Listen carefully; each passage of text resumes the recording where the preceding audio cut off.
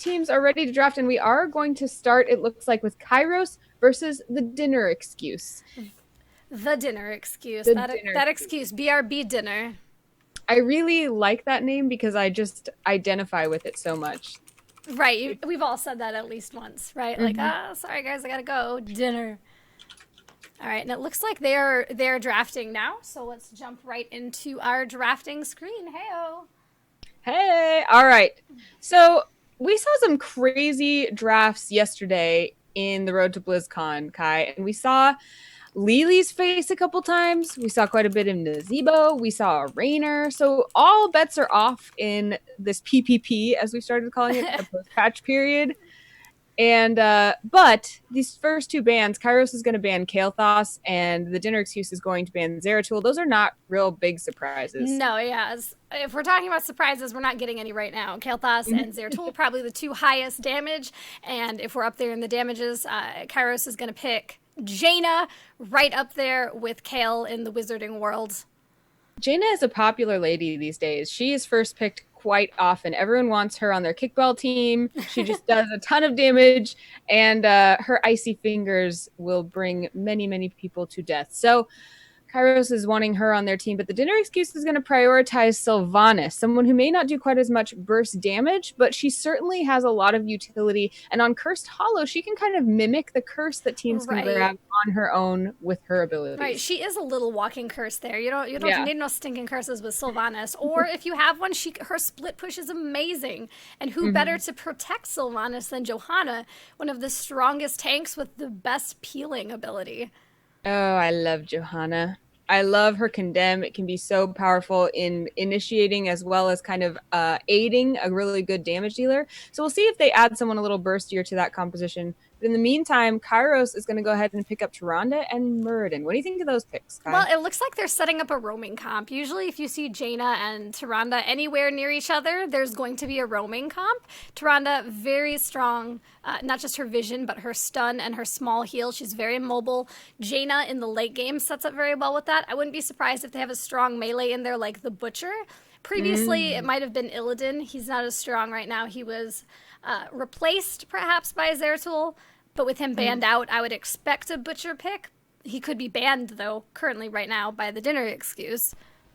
Yeah, it's interesting. I expected to see more Butcher play recently, or at least through the weekend in the NA Open, and didn't see as much as I expected. So I would love to see Kairos pick him up because I think you're right. They've really got something set up here where they can hold someone in place for quite a while their damage dealers wreak havoc on them.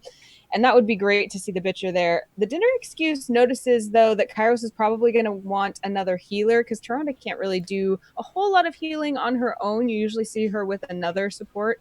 Uther is a great one for that, and he also has the massive stun ability, and the Dinner Excuse do not want to deal with even more stuns from Kairos, so they're going to go ahead and ban Uther. Yeah, and an Uther pick with a Divine Shield on whoever that big, what Mm-hmm. usually is a melee or a big dive Mm-hmm. hero. Kerrigan also goes really well in this comp.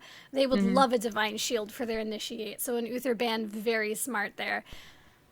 Yeah, it just occurred to me as we were talking about Uther that Kerrigan would also be a great pick for Kairos, and Yeah. she's one of my absolute favorites, so maybe I'll start rooting for that pick. Yeah, it could be Kerrigan. If they're not comfortable with the Butcher, Kerrigan would be more traditional. I would think Kairos's healer pick now, they're kind of pushed into Rhaegar. Uther is your initiation pick. He can put up the Divine Shield going in. Rhaegar instead would put the Ancestral Heal coming out. The Divine Mm-hmm. Shield, though, just a little less risky. Yeah. Did I lose you, or are you still there? No, I'm still Okay, here. sorry. I was right as I was talking. They did a Tassadar ban, and my brain got ahead of me, thinking, what are their plans? Are they counter picking or counter banning with that, or are they going to pick Nova? Do they not want the vision?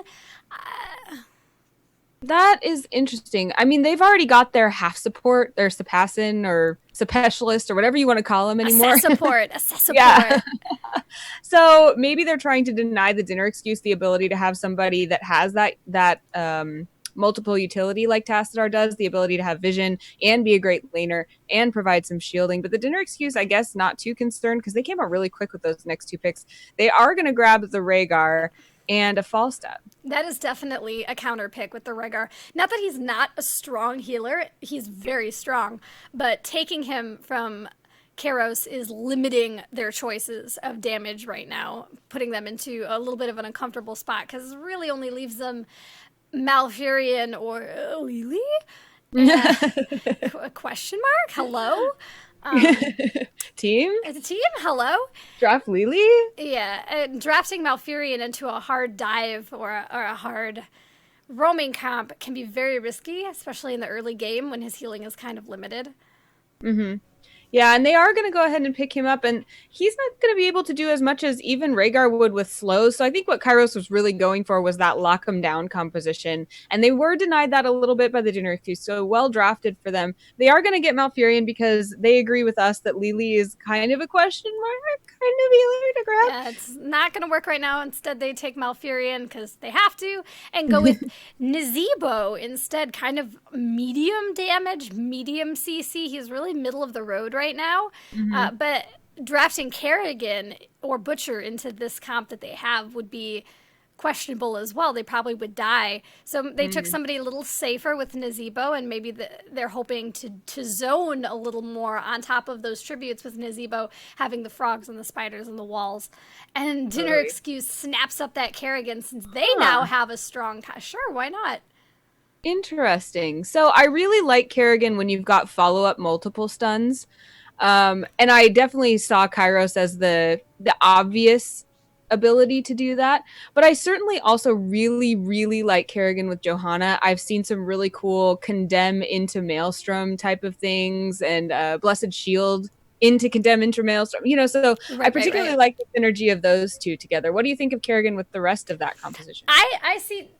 It looked at first like, well, it absolutely looked at first like Kairos was trying to build into the dive comp where Kerrigan would have worked, or Butcher, or previously Illidan. I think Dinner Excuse saw that as well, and they made so many good bans and counter picks that they took that away.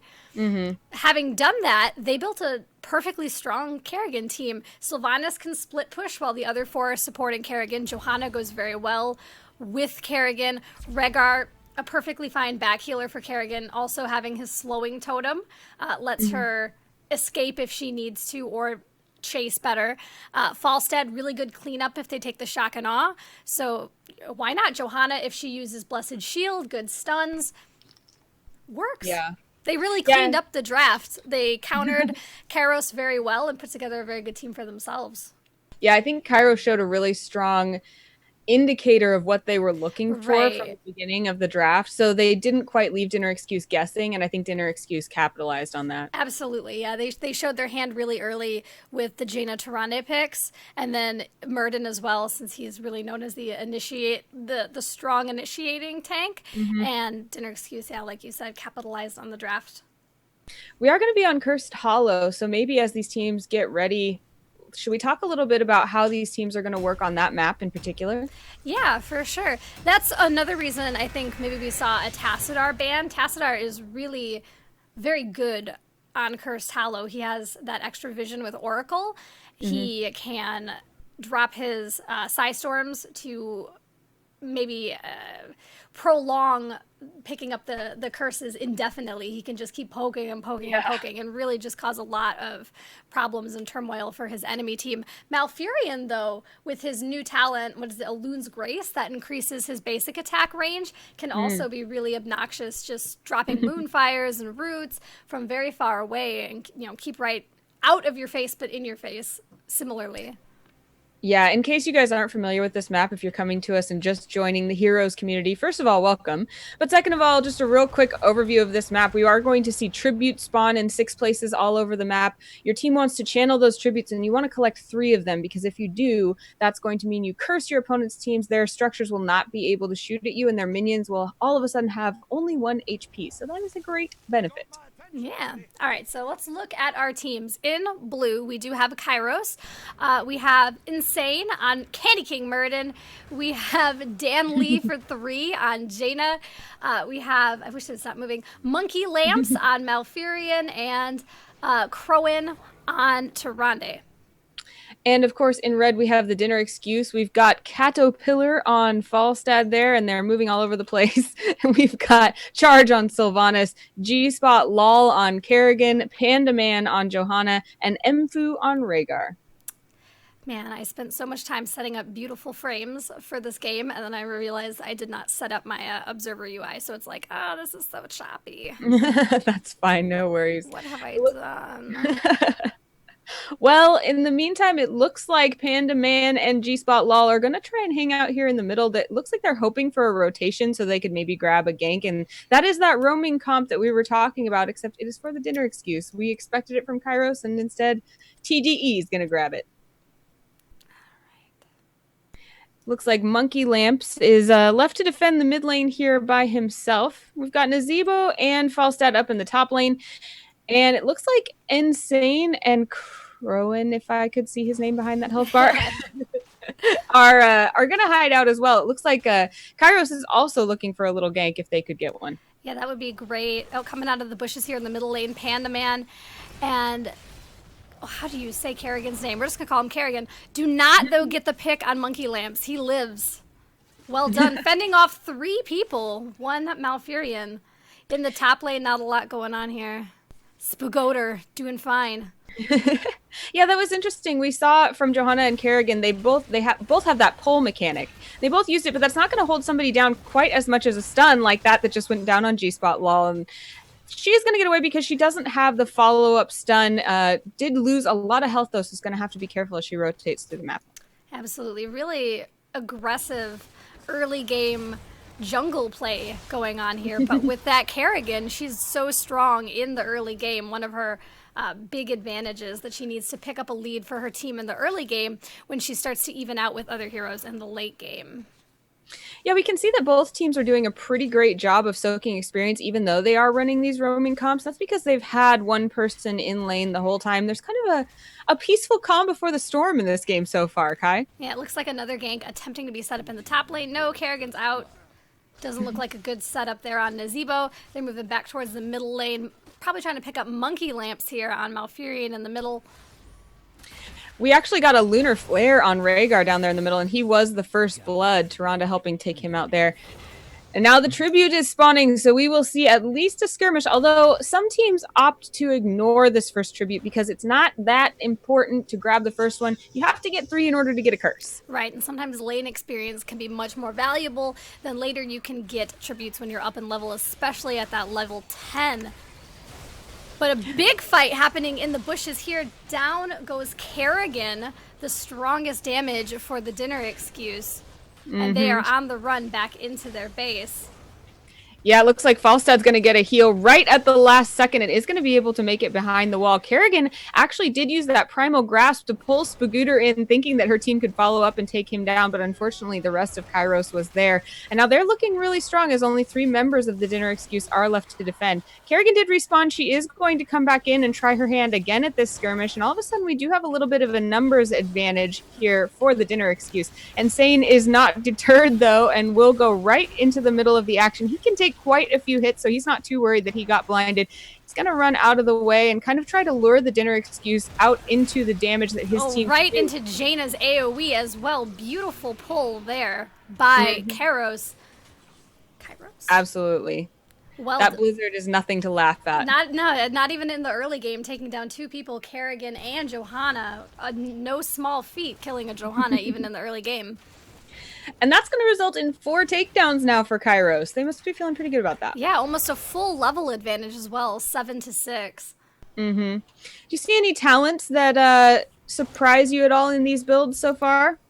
Well, Jaina looks like she's going a fairly standard build. Deep Chill, Snowstorm, Frostbitten, everything we would expect. Malfurion taking that Moonburn, Elun's Grace like we talked about earlier with the extended range, and then Cleanse, something he's probably very excited to have. Nazebo going with the spider build, going to give him a lot of damage, but not a lot that he can control. I heard someone say earlier this week he's like the Lily of damage dealers. That makes a lot of sense. I hadn't thought about that. Yeah, a lot of damage, can't really control where it goes. Looking on the other side of the team, Feral Heart for Rhaegar, something that some people find popular. It's kind of fallen out of popularity as well. But do we have a gank coming in the top lane here? Ooh, we might. We do have 4 members of the Dinner Excuse focused on Spagooter, but I think Spagooter knows something is up because he's going to mount up and run away. The tribute is spawning right there, though, so he might be tempted. That really does put the Dinner Excuse in a good spot for this tribute, though, having the majority of their team just hanging out right here, hoping for that gank, and now they get a tribute.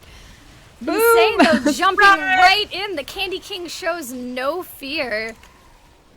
Ooh, Sylvanas got so low but managed to run out. Insane is now in the middle, and he could take a lot of hits, but not that many. He's going to go down, and that means there is no tank to absorb hits for Monkey Lamps, who's a squishy little healer, and he's going to run away. Same with Crowan. And it looks like G-Spot Lol is going to start channeling that tribute, although the pokes are going to keep him from grabbing it just yet. Monkey Lamps makes a beautiful escape, and off he goes. That Sentinel did interrupt, as well as the Lunar Flare. Kairos is doing everything she can to keep that tribute from being grabbed. So much work, so much poke on the team of Kairos. Yeah, it looks like Mfu and G-Spot Lol still trying to fight, even though their health bars are getting scary low. They feel very confident in the amount of damage their team can do. See that they've got, Caterpillar again very low. Is going to have to barrel roll out of the action and go hit up a well or something. In the meantime, though, Primal Grasp by Kerrigan, pulling in 3 members of the team, 2 of which go down. That's looking good for the Dinner Excuse. They are a level behind, so their heroic abilities are available for Kairos, but they do manage to grab that tribute before they have to engage again, which is probably good. Jaina, Dan Lee for 3, down here solo pushing on a fort this whole time. Got it to about half health. No kill on the fort, but work is work. Yeah. We had those heroic abilities go down, so real quick, we have Water Elemental for Jaina, Tranquility for Malfurion, Gargantuan for Nazebo, Starfall for Tyrande, and Avatar for Muradin. And the level 10 also just now pops for the Dinner Excuse. They're going to have Hinterland Blast, Wailing Arrow, Maelstrom, Blessed Shield from Johanna, and Ancestral Healing from Rhaegar. Everything we would probably expect from these heroes, nothing too out of the ordinary. Yeah, I think that shows some standard play. And these are fairly, quote-unquote standard comps for what it's worth. So no surprises there. We have the Dinner Excuse is dealing with a boss down here in the bottom lane, but that does put them close to this next tribute spawn, while the rest of Kairos is kind of up at the top of the map. They're going to grab their boss, and it looks like they're not too concerned about running in that direction very fast because they know that another tribute does not a curse make. Right, so taking 2 bosses here, very, not bold since they know they're safe, but a very strong move for Kairos. Absolutely. Caterpillar doesn't have to worry about anyone bothering him. No more poke on that tribute. So it is going to be 2 tributes now for Dinner Excuse, and that means that the next tribute is going to be hotly contested because a curse is in the balance. In the meantime, though, we do have a boss now pushing top lane when one was just pushing bottom lane. So Kairos maintaining a little bit of an experience lead as they do a lot of damage to structures. And structures, this early game structure damage pushing on the outer towers and forts is going to be very helpful for them. If they do pick up a curse, they will have less to go through to get towards those important inner forts and towers. Now, Sylvanas would be great to push with a boss or something like this, and that's what the Dinner Excuse would like to use her for, but unfortunately they haven't been able to take any big mercenaries yet. Wow, look at that Starfall hitting so many members of the Dinner Excuse, taking out 2, Sylvanas and Kerrigan and Johanna again. Yeah, the Hinterland Blast went down, but didn't manage to do too much. It looks like only Mfu and whoever's on Sylvanas' charge are going to make it behind that wall, but that wall's not going to survive very long. See how long Kairos decides to continue pushing, or whether they're going to fall back and make sure that tribute goes into their hands. All right, and they did not take down that last tower, but, a valiant attempt. The new tribute has spawned. This one would be very important for the Dinner Excuse to get, but with 3 heroes having just spawned, I don't know if they'll be able to make it in time. Yeah, it doesn't look like they think they can either. They're going to grab this bruiser camp, and that's going to put some mercenary push back out into the lane for them, and they need that. You can see that the mid lane is pushed all the way up to their wall just with minions. Same thing's happening up in the top. They've got a very large push all the way past where their fort used to be. In the bottom lane, they're doing a little bit better, and Sane's handling it. All right, and Kairos taking their own bruiser camp in the bottom lane, taking their giant camp in the top lane, just getting a lot of map control, turning it heftily blue. Absolutely. We have level 13 talents Oh, now. Kerrigan absolutely deleted by Jaina there. That was Oh, I rough. missed it. Well, we do have level 13 talents on the side of Kairos, so they are enjoying an advantage in terms of engagements. So they're not going to be afraid to engage over this next tribute. The Dinner Excuse, on the other hand, is going to have to be a little bit careful. And this one will actually mark our first curse of the game at 10 minutes and 45 seconds in. And just a reminder, that means that structures on the side of the Dinner Excuse will not be able to fire, and their minions will have only 1 HP. So that's going to make it really easy for Kairos to push. Sometimes that means spreading out. Other times it means like this, grouping up, trying to either get takedowns or push a lane. Looks like, though, the Dinner Excuse is managing to stay very healthy, Kai. Yeah, using Kerrigan's big maelstrom there to zone and attempt to get some real damage in, forcing Malfurion to pop his Tranquility to attempt to counter it, and they really needed to back out. Yeah, that's not what you want to be happening when you have a curse. You want to be pushing forward and taking an advantage of that curse on the structures. But Kairos does have to retreat in order to not lose any team members. Yeah, they did lose Nazebo in that engage, so they did not want to lose anyone else. But having a Johanna able to pull into Kerrigan's Maelstrom could be a scary factor. And even with a 1 to 2 level difference, Kerrigan is not a slouch using Maelstrom. We actually had the Dinner Excuse taking down structures from Kairos, which is not what you expect to see during a curse. Now the curse is going to subside, and Kairos didn't manage to do much of anything with it. No, I think they lost experience during that. I think you're right. And now we do have level 14. So in terms of talent tiers, these teams are tied. Dinner Excuse is looking more and more aggressive as they do beef up those damage dealers that are wreaking such havoc. Definitely. Picking up some more healing on Mfu, who's going to be on Rhaegar. That really popular buffed chain heal. Going to be able to keep his team up longer. But yeah, we have improved ice block for Jaina too, indicating she's worried about being able to protect herself, as we have in those last couple engagements seen that the Dinner Excuse is getting pretty scary. All right, and Kairos is down in the bottom lane taking their boss. Do they see that the Dinner Excuse is now taking down a fort, this middle outer fort? Yeah, I mean, the boss is a really great advantage to have, but I don't know that I would trade it for a fort in a tower like it was just taken out by the Dinner Excuse. Right, a lot of experience there. They've taken it down to exactly 1 level, evening it out almost completely. We're getting there. Kerrigan was left behind by the rest of the team, and lots of tries from Muradin and Tyrande to get her stunned and separated from the rest of her team, but she manages to run off due to a couple near misses.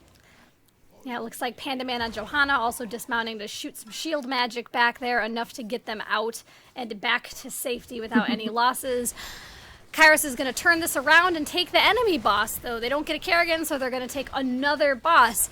Dinner Excuse now has to turn and respond to that boss in their bottom lane. They're a little split. Is only Falstad going to deal with that boss? Is he going to be able to take it down in time? Certainly not before this tower is gone. Looks like he will likely lose that well, too. We'll see. No, he's going to manage to take it down. In the meantime, though, a tribute is spawning right by that boss. That could not be luckier for Kairos, who is there in force. But the thing is that Falstad can fly very quickly up, and all of a sudden everyone is there. That Hinterland Blast goes off and takes everybody so low. It looks like we do have Ice Block going off for Jaina. She's going to try to buy a few more precious seconds, but she is going to fall alongside Kerrigan. Alongside Kerrigan, alongside Muradin, alongside Falstad, alongside Sylvanas. They are all dropping together here. It is a full team wipe for the Dinner Excuse. It's going to be a free curse pickup for Kairos. Crone actually ignoring the tribute. It looks like they are going to just try to push core here. They know that they have quite a few seconds before the rest of the Dinner Excuse is up. Kerrigan will be up first in just 12 seconds, but she can't sustain much by herself, and Kairos knows that. Will they have enough damage to take down this core before we see resurrection from the Dinner Excuse, Kai? It looks like they do. They're already down below 60%, 50%. There's still life on the Giant. They have 3 members here. We're at 20% and still going. 5-4. There's the GG, and down goes the core. Kairos with the victory.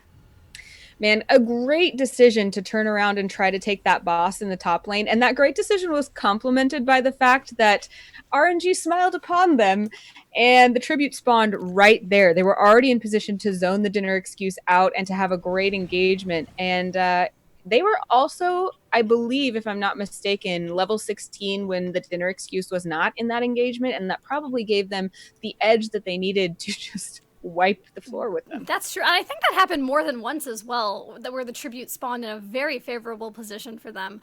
Mm-hmm. Or they were setting themselves up. Sometimes you can kind of guesstimate, okay, it spawned 2 in the top. It's probably a good idea to be in the bottom. It's not going to be up there forever. You know, they had some really good map control as well. They spent a lot of time murking and just keeping the map completely under their control. They didn't have to spend a lot of time clearing lanes or defending. So very smart for them. Yeah, I think you're right. We saw a good amount of kind of engagement dominance from the dinner excuse right around that level, 13. But the focus on making sure that the battleground objectives were under their control really turned the corner for Kairos, I think. I agree. I definitely agree. Well, I don't know what our next game is going to be, but that means